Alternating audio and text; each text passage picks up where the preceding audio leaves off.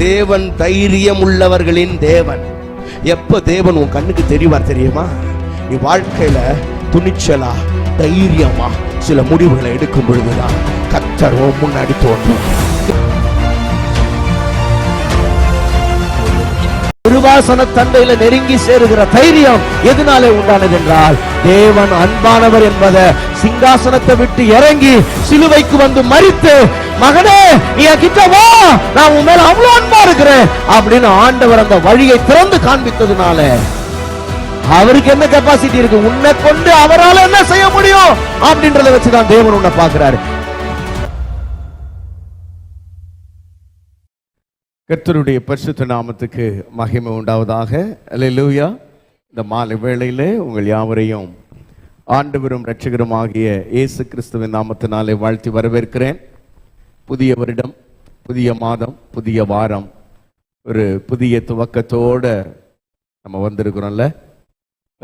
அநேக புதிய நம்பிக்கைகள், எதிர்பார்ப்புகள், ஆசைகள், கனவுகள், தரிசனங்கள் எல்லாம் ஆண்டவர் நிறைவேற்றுவார் நிச்சயமாகவே. ஆமென். பக்கத்தில் பார்த்து சொல்லுங்க, நல்லது நடக்கும்னு சொல்லுங்க. ஆமாம், ஆண்டவர் இந்த வருஷத்தில் நன்மை நிச்சயமாய் வழங்க அவர் எப்பொழுதுமே ஆயத்தமுள்ளவராக இருக்கிறார். அதை பெற்றுக்கொள்ள ஆண்டவர் நமக்கு அனுக்கிரகம் செய்வார். இந்த மாலை வேளையில் நம்முடைய தியானத்திற்காக தெரிந்து கொண்ட ஒரு வேத வசனம் சகரியாவின் புஸ்தகம் 4வது அதிகாரம் 10வது வசனம். பரிசுத்த வேதாகமத்தில் இந்த சகரியா புஸ்தகத்தை தேடுறது கொஞ்சம் கஷ்டம், தேடி எடுத்துருங்க. பழைய ஏற்பாட்டில் இருக்கு. மல்கியாவுக்கு முந்தின புஸ்தகம், தேடி எடுத்துட்டீங்கன்னா நல்லா இருக்கும். ரைட், வாசிங்க. 4ஆம் அதிகாரம் 10வது வசனத்தை நாம வாசிப்போம். அற்பமான ஆரம்பத்தின் நாளை யார் அசட்டை பண்ணலாம்? அற்பமான ஆரம்பத்தின் நாளை யார் அசட்டை பண்ணலாம்? பூமி எங்கும் சுற்றி பார்க்கிறவைகளே ஆகிய, பூமி எங்கும் சுற்றி பார்க்கிறவைகளாகிய கர்த்தருடைய 7 கண்களும், கர்த்தருடைய 7 கண்களும் செருபாபேலின் கையில் இருக்கிற தூக்கு நூலை சந்தோஷமாய் பார்க்கிறது என்றார். செருபாபேலின் கையில் இருக்கிற தூக்கு நூலை சந்தோஷமாய் பார்க்கிறது. செருபாபேலின் கையில் இருக்கிற தூக்கு நூலை கர்த்தருடைய கண்கள் எப்படி பார்க்கிறதா? சந்தோஷமாய் பார்க்கிறது. கர்த்தருக்கு மகிமை உண்டாவதாக. இந்த வசனத்தை ஒருவேளை அது தமிழில் வாசிக்கும் பொழுது திடீர்னு புரிந்து கொள்வது கொஞ்சம் கஷ்டமாக இருக்குது. அந்த தூக்கு நூல் அப்படின்னோடனே நம்ம சில ஆட்களுக்கு நமக்கு அந்த தூய தமிழில் இருக்கிற அந்த வார்த்தைலாம் புரியாது. இந்த தூக்கு நூல்லாம் வேற ஒன்றும் இல்லை, அது வட்டுக்குண்டு, வட்டு நூல்னு சொல்லுவோம்ல, அந்த வட்டு நூல் குண்டுக்கு பேர் தான் தூக்கு நூல்னு அர்த்தம். இந்த கட்டடம் கட்டுற மேஸ்திரிங்கெல்லாம் வட்டு விட்டு பார்ப்பாங்கல்ல, அந்த வட்டு நூல் தான் அந்த தூக்கு நூல். சரி, இப்போ இதை கர்த்தருடைய கண்கள் சந்தோஷமாய் பார்க்கிறது அப்படின்னு இந்த வசனம் இருக்கு. இந்த வசனத்தினுடைய பின்னணியை நான் உங்களுக்கு சொல்லிட்டேன்னா அதுக்கப்புறம் இது உங்களுக்கு கொஞ்சம் புரியும். இந்த வசனத்துக்கான அர்த்தம் உங்களுக்கு ரொம்ப ஈஸியாக புரிஞ்சிடும். ஆகவே நம்மில் அநேகர் இதனுடைய பின்னணியை அறியாமல் இருக்கிறதுனால சிலருக்கு ஒருவேளை தெரிஞ்சிருக்கலாம். தெரியாதவங்களுக்காக நான் மறுபடியும் அதை சொல்றேன். ஆண்டவருடைய ஜனங்கள், யூத ஜனங்கள் கிமு 586 பாபிலோன் தேசத்துக்கு சிறைப்பிடிக்கப்பட்டு போனாங்க. அப்படி சிறைப்பிடிக்கப்பட்டு போகிறதான அந்த நேரத்தில் அப்போ அந்த பாபிலோன் தேசத்தினுடைய ராஜாவா இருந்த நேபுகாத் நேச்சார் என்ன பண்ணார்னா, இவங்க இருந்த பட்டணமாகிய எருசலேமை இடிச்சு தரமட்டமாக்கினார். அப்படி இடிச்சு தரமட்டமாக்கும் பொழுது அந்த பட்டணத்தில் அவர்களுடைய உயர்ந்த அல்லது ஒரு பெரிய ராஜாவாகிய சாலமோன் கட்டின எருசலேம் தேவாலயம் ஒன்று இருந்தது அந்த பட்டணத்தில். அந்த தேவாலயம் தங்க தகடுகளால் அது பதியப்பட்டிருந்தது. தங்க தகடுகள் பதிந்ததான ஒரு கோயில் அது. அந்த கோயிலை இடித்து அந்த சுவரில் இருக்கிற தங்கத்தெல்லாம் பெயர்த்தெடுக்கணுன்றதுக்காக அதை இடித்து ஒரு கல் மேலே ஒரு கல் இல்லாமல் எல்லாத்தையும் எடுக்கணுன்றதுக்காக அதையும் இடித்து தரமட்டமாக்கிட்டு அந்த ஆலயத்தில் இருந்த சின்ன சின்ன ஸ்பூனு, கரண்டி, அதில் இருந்த அதுக்கு பணிவிடைக்கான எல்லா பாத்திரங்களும் தங்கம். அதுக்கு அந்த தங்கத்தெல்லாம் ஒரு மூட்டை கட்டி இந்த ராஜா என்ன பண்ணார்னா பாபிலோனுக்கு எடுத்துக்கிட்டு போயிட்டார். இப்படி சிறைப்பட்டு போன ஜனங்க ஒரு 70 வருஷம் அங்கே சிறையிருப்பில் இருக்கிறாங்க. 70 ஆண்டுகள் அங்கே சிறையிருப்பு முடிகிறதான அந்த நேரத்தில் ஆட்சி மாற்றம் வருகிறது. நேபுகாத்நேச்சார் அந்த ராஜா அவர் மறைகிறாரு. அவருடைய மறைவுக்கு பிறகு ராஜ்யம்லாம் மாறுது, ஆட்சியெல்லாம் மாறுது. அந்த பாபிலோன் சாம்ராஜ்யமே விழுகையை சந்திக்குது. அதுக்கு பிறகு அங்கே மேதிய பெர்ஷிய ராஜ்யங்கள் உருவாகிறது. அப்படி உருவாகும் பொழுது கோரேஸ் என்கிறதான ஒரு ராஜா ஆட்சிக்கு வர்றார். இந்த கோரேஸ் ஆட்சிக்கு வந்ததும் ஆண்டவருடைய கட்டளைப்படி இவர் என்ன பண்றாருன்னா, ஆண்டவர் ஏற்கனவே இதெல்லாம் எரேமியா மூலமா தீர்க்க தரிசனமா சொல்லியிருக்கிறார். இந்த ராஜா வருவான், அவனுடைய நாட்கள்ல தான் நீங்க என்ன பண்ணுவீங்கன்னா விடுதலை ஆவீங்கலாம் ஆண்டவர் ஏற்கனவே சொல்லியிருக்கிறார். அப்படி சொன்ன அந்த வார்த்தையின்படியே இந்த கோரேஸ் ராஜா ஒரு ஜிஓ பாஸ் பண்றார், ஒரு ஆர்டர் போடுறார். யாரெல்லாம் யூத ஜனங்கள் இங்க இருக்கிறீங்களோ, இஸ்ரவேல் மக்கள் இருக்கிறீங்களோ, உங்க சொந்த நாட்டுக்கு நீங்க திரும்பி போகலாம். உங்க சொந்த நாட்டுக்கு நீங்க திரும்பி போறதுக்கு உங்களுக்கு அனுமதி வழங்கப்படுகிறது, நீங்க போங்க அப்படின்னு சொல்லிட்டு, அப்படி உங்க ஊருக்கு போய் உங்க ஊர்ல உங்க கடவுளுக்கு ஆண்டவருக்கு கர்த்தருக்கு ஆலயம் கட்டணும்னு நீங்க விரும்புனீங்கன்னா கட்டலாம். அதுக்கான பணம் செலவுகள் எல்லாம், அந்த ஆலயம் கட்டுறதுக்கான பண செலவுகள் எல்லாம் நான் உங்களுக்கு தரேன் அப்படின்னு சொல்லிட்டு சொல்றார். அப்ப கிட்டத்தட்ட ஒரு கூட்டம் மக்கள், சில 1000 மக்கள் என்ன பண்றாங்கன்னா கிளம்புறாங்க. எல்லாம் மூட்டை முடிச்செல்லாம் கட்டிக்கிட்டு, பொண்டாட்டி பிள்ளைங்களெல்லாம் கூட்டிகிட்டு, ஏன்னா சொந்த நாடு சொந்த ஊருக்கு போகணுன்றதுக்காக எல்லாரும் என்ன பண்ணுறாங்கன்னா மூட்டை முடிச்செல்லாம் கட்டிக்கிட்டு ரொம்ப சந்தோஷமாக கிளம்புறாங்க. அதில் இந்த ஜிஓ பாஸ் ஆனதுல இதில் முக்கியமான தலைவர்கள் அப்படின்னு சொன்னால் செருபாபேல்னு ஒருத்தர் இருக்கிறாரு, யோசுவான்னு ஒருத்தர் இருக்கிறார். இவங்கெல்லாம் அந்த நாட்களில் முக்கியமான தலைவர்களாக பார்க்கப்பட்டாங்க. யோசுவா ஆசாரியராக இருக்கிறார், செருபாபேல் தலைவராக இருக்கிறார். அவருடைய தலைமையில் தான் இவங்கெல்லாம் என்ன பண்ணுறாங்கன்னா இங்கே வர்றாங்க. இங்கே வந்து செட்டில் ஆகி ராஜா சொல்லி அனுப்பிச்ச மாதிரியே ஆலயத்தை கட்டலாம் அப்படின்னு சொல்லிட்டு வந்து அவங்கவுங்க அப்படி ஏதோ இருக்கிற அந்த கொஞ்சம் நெஞ்ச காசுகளை வச்சுட்டு சின்ன சின்னதாக வீடு கீடு எல்லாம் போட்டு கொஞ்சம் செட்டில் ஆகிறதுக்கு அப்படியே கொஞ்சம் நாள் ஆயிடுச்சு. நாள் ஆனதுக்கப்புறம் அடுத்ததா முதல் வேலையாக என்ன பண்ணுறாங்கன்னா, ஆலயம் கட்டுவோம், நம்ம ஆண்டவர் நமக்கு நம்மளை இங்கே கொண்டு வந்துட்டாரு, நம்ம கடவுளுக்கு நன்றி சொல்லணும்னு சொல்லி அவங்க என்ன பண்ண ஆரம்பிக்கிறாங்கன்னா ஆலயம் கட்ட ஆரம்பிக்கிறாங்க. பிரைஸ் காட், ஆமென். வாழ்க்கையில் எல்லாத்துக்குமே ஒரு முடிவு உண்டு இருக்குல்ல, ஆமாவா இல்லையா? இவங்களை அடிமையாக போகிறதுக்கு ஒரு காலம்னு இருந்தால் அடிமைத்தனத்திலேருந்து திரும்பி வர்றதுக்கு ஒரு காலம் நிச்சயமா இருக்குது. ஆமென் சொல்லுங்க பார்க்கலாம். பக்கத்தில் எப்படி சொல்லலாம், எல்லாத்துக்குமே ஒரு காலம் இருக்குது. விதைக்கிறதுக்கு ஒரு காலம் இருக்குது, அறுக்கிறதுக்கு ஒரு காலம் இருக்குது. ஆமாவா இல்லையா? ஆமாம். அதாவது நீங்கள் பிரசங்கி 3ஆம் அதிகாரத்துக்கு போனீங்கன்னா ஒரு பெரிய லிஸ்ட்டை போடுறது, பிரசங்கி ஞானி பெரிய லிஸ்ட் விடுவோம். எல்லாத்துக்கும் ஒவ்வொரு காலம் இருக்குது, அந்தந்த காலத்தில் அது தானாக நடக்கும் அப்படின்றார். அப்போ சில நேரங்களில் இதுக்கு ஆண்டவர் ஒரு முன்குறிச்ச காலம் வச்சிருக்கிறார், அந்த காலத்தில் இவங்களை கொண்டு வந்து இங்கே சேர்த்துட்டார். இப்போ இவங்க என்ன பண்ணுறாங்கன்னா ஆலயம் கட்டுறாங்க. ஆலயம் கட்டுறதுக்கு ராஜா கொஞ்சம் பணம்லாம் கொடுத்து அனுப்பிச்சாரு. அந்த பணத்தெல்லாம் வச்சு இவங்க என்ன பண்ணுறாங்கன்னா ஆலயம் கட்டி எழுப்புறாங்க. பாருங்க, ஆலயம் கட்டி எழுப்பும் போது அந்த ஊரில் அந்த ஆலயத்துக்கு அஸ்திபாரம் போட்டாங்களாம். அந்த ஆலயம் கட்டும்போது கிட்டத்தட்ட ஒரு 70 வருஷமா எஞ்சி போன அந்த இதுவை இப்போ அந்த வயசான பெரியவங்கலாம் இருக்கிறாங்க பாருங்க, 80-90 வயசு தாத்தா பாட்டிங்கெல்லாம் இருக்குதுங்க, வயசானதுங்கெல்லாம். அவங்கெல்லாம் இப்போ ஒரே அழுவுதுங்களாம், ஒன்று அழ. இதெல்லாம் எஸ்ரா புஸ்தகத்தில் இருக்குது, நீங்கள் நேரம் கிடைக்குமோ படிங்க. ஒரே அழ. ஏன் அழன்னா, எங்கள் வாழ்நாளில் இதெல்லாம் நாங்கள் பார்ப்போம்னு நினச்சி கூட பார்க்கல. எவ்வளோ மகிமையாக இருந்த இந்த ஆலயம் எங்கள் கண்ணு முன்னாடியே இடிச்சு தள்ளிட்டாங்க. இதெல்லாம் திரும்ப கட்ட முடியுமான்னு நாங்கள் நினச்சின்னு இருந்தோம். ஆண்டவர் எங்கள் கண்ணுக்கான இந்த ஆலயத்தெல்லாம் கட்ட வச்சு அதெல்லாம் பார்க்கறதுக்கான ஒரு குடுப்பினை எங்களுக்கு கொடுத்துட்டாரு அப்படின்னு ஒரே அழ. அங்கே இருந்த ஜனங்கள்லாம் ஒரே அழ. இந்த ஆலயம் கட்டுறதுக்கு அஸ்திபாரம் போடுற அந்த நாளில் ஒரே ஆனந்த கண்ணீர், எல்லாருடைய கண்கள்லையும் ஆனந்த கண்ணீர். பிரைஸ் காட், ஆமென். ஆமாம், அதாவது ஒரு நாள் 2 நாள் கிடையாதுல்ல, எவ்வளோ நாள், 70 வருஷம் ஏக்க பெருமூச்சு இல்லை. இதெல்லாம் நடந்துடுமா, இதெல்லாம் நம்ம வாழ்க்கையில் நடந்துடுமா அப்படின்னு சில காரியங்கள்லாம் நம்மளை அப்படி ஏங்க வைக்குது இல்லை. அந்த மாதிரியான ஏக்கத்தெல்லாம் ஆண்டவர் தீர்ப்பாரு. பிரைஸ் காட், ஆமென். விசுவாசிக்கிறீங்களா? அப்படி நமக்குள்ள இருக்கிற அப்படி ஒரு நல்ல விருப்பங்கள்லாம் இருக்குல்ல, நல்ல இந்த மாதிரியெல்லாம் நடந்துடாதா? நல்ல விருப்பங்கள். சில நேரத்தில் நமக்கு நல்ல விருப்பங்களும் இருக்கும், அங்கங்கே கொஞ்சம் கெட்ட விருப்பங்கள்லாம் வந்துட்டு போவோம். அதல்ல, நல்ல விருப்பங்களை மனசார வாஞ்சிக்கிற நல்ல காரியங்களை ஆண்டவர் நிச்சயமா வாய்க்க பண்ணுவார், நம்மளை ஆசீர்வதிப்பார். அந்த ஆலயம் கட்டிகிட்டே இருக்கிறாங்க. சும்மா அந்த பேஸ்மெண்ட் போட்டிருப்பாங்க, பேஸ்மெண்ட்லாம் போட்டு கொஞ்சம் அப்படியே ஒரு 4-5 அடி செவரு மேலே எழும்பி இருக்கும். அதுக்குள்ளே பார்த்தீங்கன்னா நமக்கு எப்பவுமே எதிரி வெளியில் இருக்க மாட்டான், நமக்குள்ளவே தானே இருப்பான். நம்ம செய்கிற ஏதாவது ஒரு முட்டுக்கட்டை போடுறதுக்கு, நம்ம வேலையை கெடுக்கிறதுக்கு.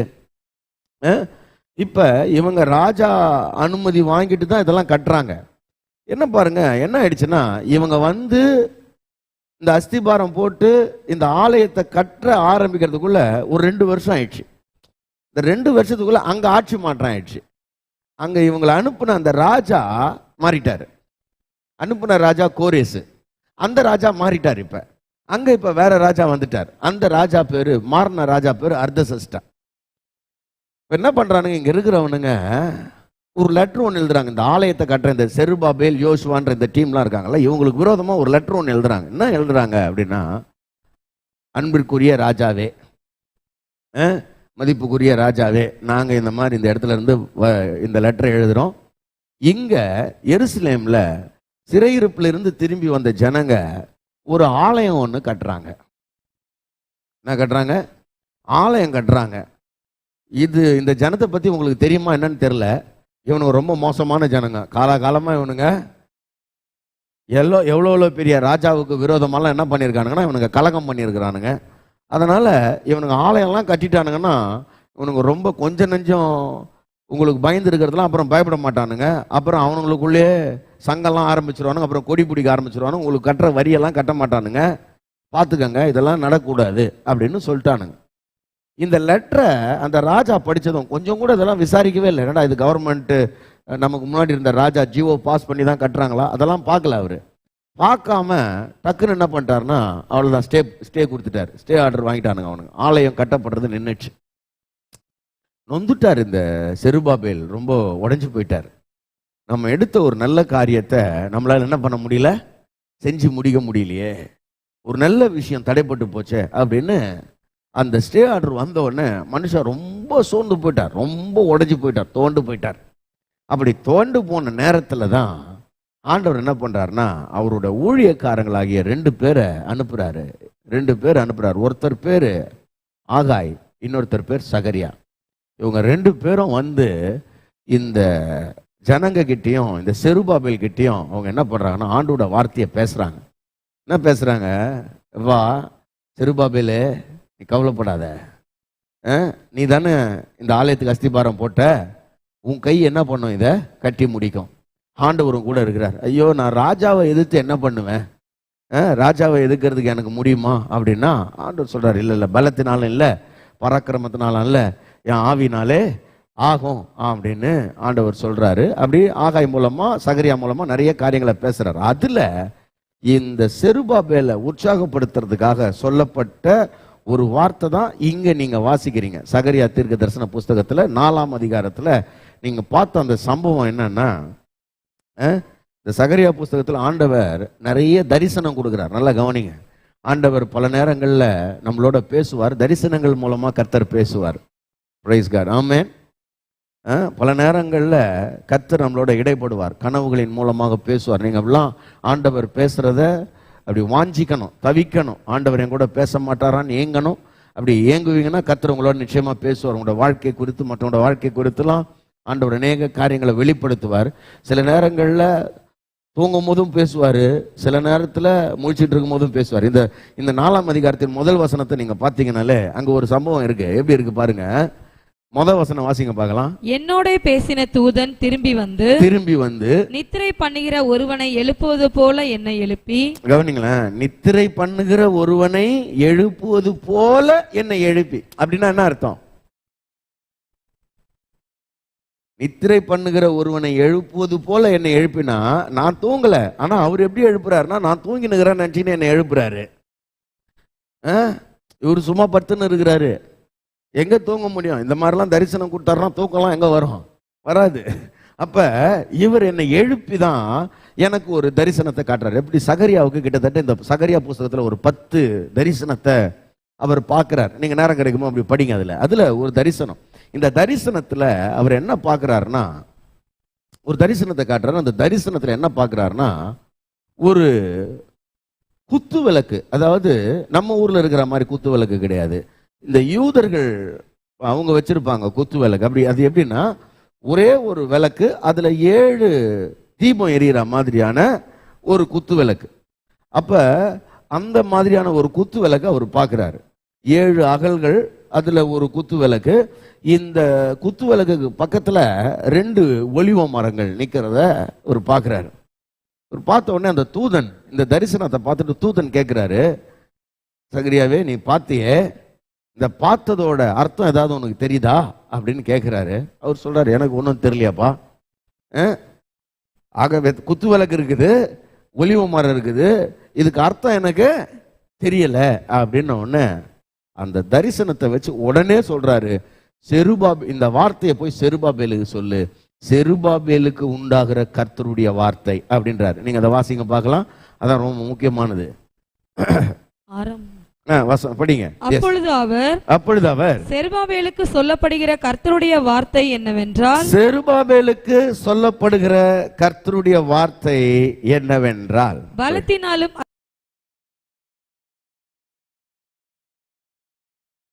அல்ல, பலத்தினாலும் அல்ல, பராக்கிரமத்தினாலும் அல்ல, என்னுடைய ஆவியினாலே ஆகும் என்று. நல்ல கவனிங்க. செருபாபேலுக்கு சொல்லப்படும் கர்த்தருடைய வார்த்தை. ஏன் செருபாபேலுக்கு ஏன் இப்ப கர்த்தருடைய வார்த்தை தேவை?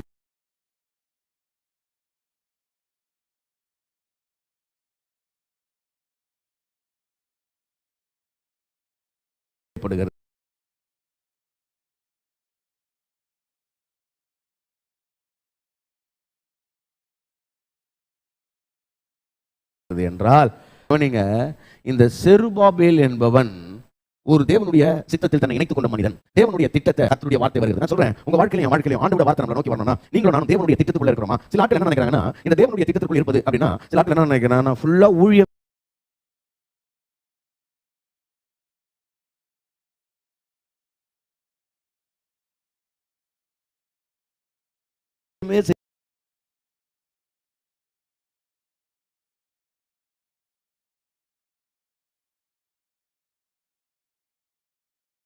இருக்கிறது தான் தேவனுடைய திட்டத்தில் இருக்கிறதுன்னு நினைச்சுக்கிறாங்க. இல்ல இல்ல இல்ல, அப்படிலாம் கிடையாது. நீங்க ஒரு நல்ல கிறிஸ்தவரா வாழ்றது தேவனுடைய திட்டத்துக்குள்ள இருக்கிறது. Praise God. ஆமென். ஆமா, பிரயாசப்படுறோம் பாருங்க, அது தேவனுடைய திட்டத்துக்குள்ள இருக்கிறது. பல நேரங்கள்ல நம்மால என்ன பண்ண முடியலனா, நமக்கான தேவ திட்டத்துல இருக்கவே முடியாது கிடையாது. நமக்கான தேவ திட்டம் என்னன்னு புரிஞ்சிக்கிறது கிடையாது. நமக்கு என்னெல்லாம் தோணுதோ அதெல்லாம் என்ன பண்ணுவோம், செய்வோம். மனம் போன போக்குல நம்ம அப்படியே போவோம், கால் போன போக்குல போவோம். அப்படி இல்லாம, இது ஆண்டவர் எனக்கு கொடுத்த காரியம், இது ஆண்டவர் எனக்கு சொன்ன காரியம், அதை நான் செய்வேன், அப்படி நான் வாழ்வேன்னு சொல்லி நம்மளை ஒப்பு கொடுத்தோம்னா நிச்சயமாகவே ஆண்டோட டைரக்ஷன், ஆண்டோட கைடன்ஸ் நமக்கு நிச்சயமா உண்டாகும் என்பதுல சந்தேகம் இல்லை. இங்க அப்படித்தான் கர்த்தர் என்ன பண்றாருன்னா, இந்த சகரியாவுக்கு கர்த்தருடைய வார்த்தை உண்டாகிறது செருபாபேலுக்கு சொல்லும்படியாக.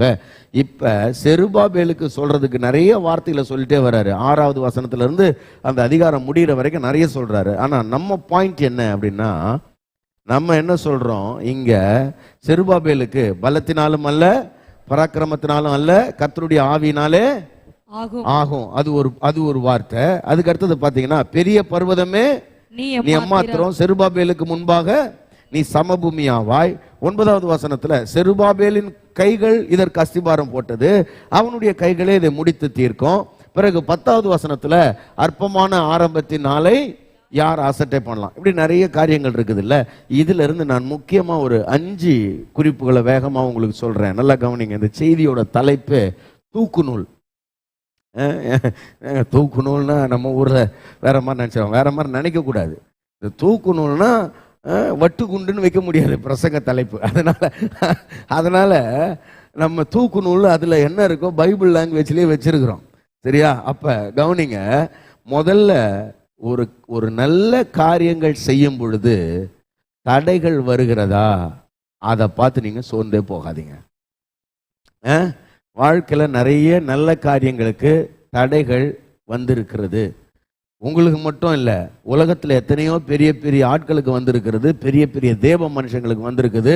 நிறைய நல்ல விஷயங்களை செய்யணும்னு நினைக்கும் பொழுது அதுக்கு ஒரு பெரிய முட்டுக்கட்டையாக ஏதாவது ஒன்று வந்துடும், ஏதாவது ஒரு தடை வந்துடும்.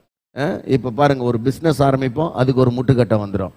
ஒரு கல்யாண காரியம் எடுங்க, அதுக்கு ஒரு முட்டுக்கட்டை வந்துடும். ஒரு வீடு வாங்கணும்னு நினைப்போம், அதுக்கு ஒரு முட்டுக்கட்டை வந்துடும். ஒரு வீடு கட்டணும்னு நினைப்போம், அதுக்கு ஒரு முட்டுக்கட்டை வந்துடும். ஏதாவது ஒரு படிக்கணும்னு நினைச்சா அதுக்கு ஒரு முட்டுக்கட்டை வந்துடும். ஏதாவது ஒரு இடத்துல இருந்து எங்கேயாவது ஒரு தடை வந்துகிட்டே இருக்கு. ஒரு நல்லதுன்னு ஒரு காரியம் செய்ய போனா அதுக்கு ஏதாவது ஒரு முட்டுக்கட்டை மாதிரி ஏதாவது ஒரு தடை வருதா? தயவு செய்து அந்த தடைகளை பார்த்து நீங்க என்ன பண்ணக்கூடாதுன்னா, சோர்ந்து போகவே கூடாது. Praise God. அல்லேலூயா. ஆமா, நல்ல காரியங்களுக்கு தடை வருவது இயல்பு. அந்த தடைகளை பார்த்து நீங்க என்ன பண்ணக்கூடாதுன்னா துவலவே கூடாது. கவனிங்க, இங்க வந்த தடை என்னன்னா ஜிஓ, கவர்மெண்ட் ஆர்டர். கவர்மெண்ட்ல இருந்து ஒரு ஆர்டர் வந்திருக்குது, அதுதான் இங்க பெரிய தடை. அதனால சில நேரத்தில் பாருங்க, மனுஷ தடைனா ஏதாவது ஸ்கிப் பண்ணிட்டு போயிடலாம், வேற ஏதாவது பிரச்சனைனா பரவாயில்ல. கவர்மெண்ட்ல இருந்து ஒரு பெரிய தடை வருதுன்னா கவர்மெண்ட் ஆர்டரை நம்ம மீற முடியுமா? அந்த மாதிரியான ஒரு பெரிய தடைகள் வந்துருச்சுன்னா என்ன பண்றது? அதுக்கு தான் ஆண்டவர் என்ன பண்றாருன்னா, இங்க சகரியா கிட்ட எப்படி பேசுறாரு? பெரிய பர்வதமே. 7வது வசனம் வாசிங்க பார்க்கலாம். பெரிய பர்வதமே. எனக்கு ரொம்ப பிடிச்ச ஒரு வசனம் இது. பைபிள்ல நிறைய வசனங்கள் எனக்கு பிடிக்கும். தனி இந்த மாதிரி தீர்க்க தரிசன புஸ்தகங்கள்லாம் படிக்கும் போது இதெல்லாம் நீங்க வாசிக்கணும். நிறைய பேர் இதெல்லாம் வாசிக்கிறது கிடையாது. தீர்க்க தரிசன புஸ்தகத்தை படிக்கும் போது அவங்க எப்படி படிக்கிறாங்கன்னா, அவங்களுக்கு என்ன தோணுதுன்னா, கர்த்தர் உன்னை ஒன்றுமே இல்லாமல் ஆக்கிடுவார் அப்படின்னு நிறைய இடத்துல இருக்குது. நீ முற்றிலும் அழிந்து தீரு மட்டும் உன்னை வாதிப்பார்னு இருக்குது. அந்த மாதிரி தான் அவனுக்கு அந்த மாதிரி தோணுது. அதெல்லாம் ரைட்டு, அதெல்லாம் தாண்டி இதை படிக்கணும். ஏன்னா ஆண்டவர் நம்மளை அழிக்கிறதுல கண்ணோக்கமா இருக்கிறதுல, நம்மளை கட்டுறதுல கண்ணோக்கமா இருக்கிறார். ஆமென். எத்தனை பேர் அதை விசுவாசிக்கிறீங்க? நீங்க நல்லா இருக்கணுன்றது மட்டும்தான் ஆண்டோட விருப்பம். நீங்க கெட்டு போகணுன்றது ஆண்டவருடைய விருப்பம் இல்லை. நம்புறவங்க ஆமென் சொல்லுங்க. உங்களை கெடுக்கணும்னு ஆண்டவர் ஒரு நாளும் நினைக்க மாட்டாரு. நம்மளை நாமளா கெடுத்துக்கிட்டா தான் உண்டு, நம்மளை ஆண்டவர் கெடுக்கிறது கிடையாது. ரைட். இப்ப அங்க நீங்க வாசிச்சீங்கன்னா, பெரிய பர்வதமே நீ எம்மாத்திரம். இந்த பெரிய பர்வதம்னா மலை. இந்த பெரிய பர்வதம்னு யாரை பார்த்து சொல்றாருன்னா, அங்க இருக்கிற ராஜாவை பார்த்து சொல்றாரு. பெரிய பர்வதமே, பெரிய மலையே நீ எம்மாத்திரம். யாரை பார்த்து இது? இந்த தீர்க்க தரிசன வார்த்தை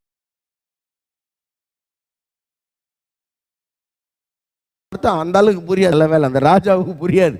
ஏன்னா இவர் இங்க பேசுறாரு. கவனிங்க, நீ பெரிய மலையா வேணா இருக்கலாம், ஆனா இந்த ஊழியக்காரனுக்கு முன்னாடி, இந்த செருபாபேலுக்கு முன்னாடி நீ என்ன ஆயிடுவ?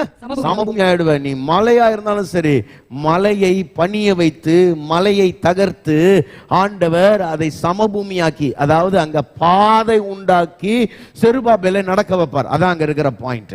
Price God. ஆமென். நான் சொல்றேன், உங்க வாழ்க்கையில உண்டாயிருக்கிற பெரிய பெரிய பர்வதங்களை எல்லாம் ஆண்டவர் இந்த புதிய வருஷத்துல இல்லாமல் போக செய்ய வல்லவராய் இருக்கிறார். ஆமென்.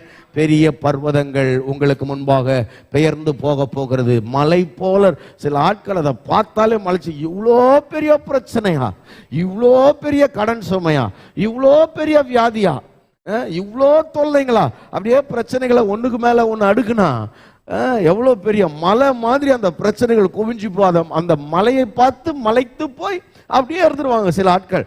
அதுக்கு மேல எந்த ஸ்டெப்புமே அவங்களால என்ன பண்ண முடியாதுன்னா மூவ் பண்ணவே முடியாது. நான் சொல்றேன், இந்த மலைகள் எல்லாம் உங்களுக்கு முன்பாக சமபூமி ஆக போகிறது. ஆமென் சொல்லுங்க பார்க்கலாம். நீ கால் வைத்து நடப்பதற்கு மலைகளின் நடுவில் பாதைகளை கர்த்தர் உண்டாக்க போகிறார். விசுவாசிக்கிறவங்க ஆமென் சொன்னா போதும். அல்லேலூயா. செருபாபேலுக்கு பாதை உண்டாக்குகிறவர் உனக்கும் எனக்கும் பாதை உண்டாக்க வல்லவராய் இருக்கிறார். மலை போன்ற பெரிய தடைகள் எல்லாம் உனக்கு முன்பாக தவிடுபொடி ஆகிடும். கர்த்தர் அதை சமபூமி ஆக்கி விடுவார். ஆமென். அல்லேலூயா. ஆமா, கவனிங்க. அப்ப அங்க என்ன இருக்கு? அங்க அந்த பெரிய பர்வதம் என்ன இருக்கு? அங்க ஆள் பலம் இருக்கு, பணபலம் இருக்கு, அதிகார பலம் இருக்கு. சகல பலங்களும் தடையாக இருக்கும் பொழுது அந்த தடைகளை மாற்றக்கூடியது கர்த்தருடைய பலம். Praise God. ஆமென். அப்ப செருபாபேல் கிட்ட என்ன பலம் இருக்குன்னா கர்த்தருடைய பலம் தான் இருக்கு.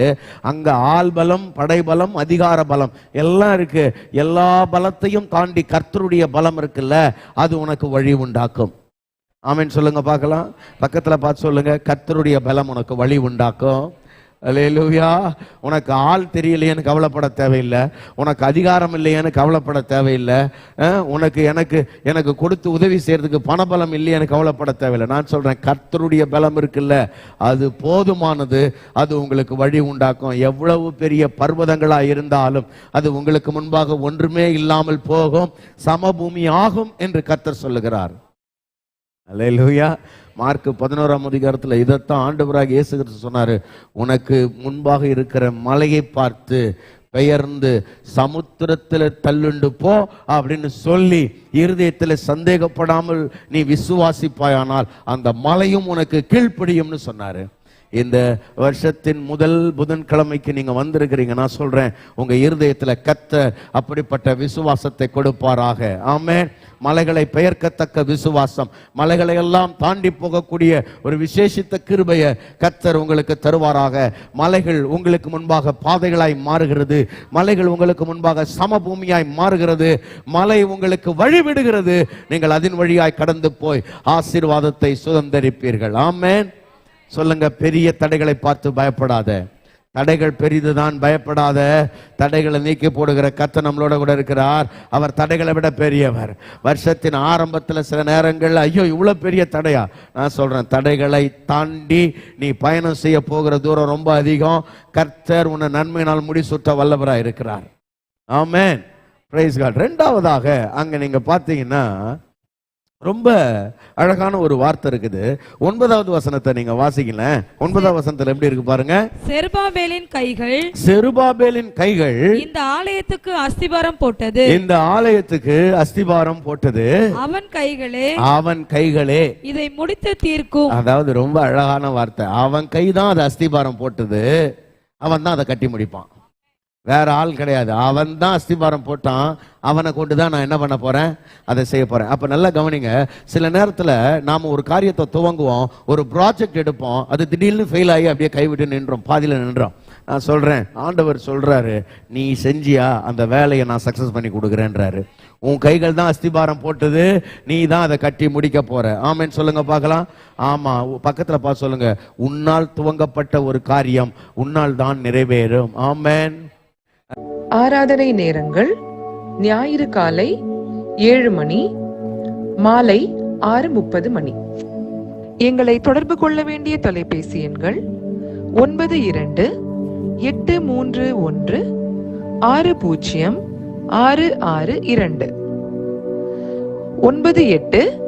98-406-7235. எங்களை தொடர்பு கொள்ள வேண்டிய முகவரி: அகாப்பே சபை, எண் 189, EH ரோட், கொருக்குப்பேட்டை, சென்னை 6,21,000.